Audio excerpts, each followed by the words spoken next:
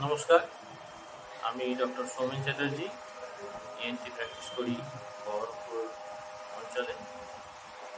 সামনের 23শে জুন থেকে 29শে জুন যে ওয়ার্ল্ড অ্যালার্জি উইক পালন হবে, সেই পরিপ্রেক্ষিতে আমার আবেদন যে অ্যালার্জির যে সিমটমস সেগুলোকে অবহেলা করবেন না। যে কোনো ধরনের অ্যালার্জির সিমটমস দেখা দিলে, যেমন নাক দিয়ে জল ঝরা, হাঁচি পড়া, চোখ চুলকানো, সেটাকে সমাধানের জন্য কাছাকাছি অ্যালার্জি স্পেশালিস্ট অথবা ইএনটি স্পেশালিস্টের সাথে আলোচনা করুন।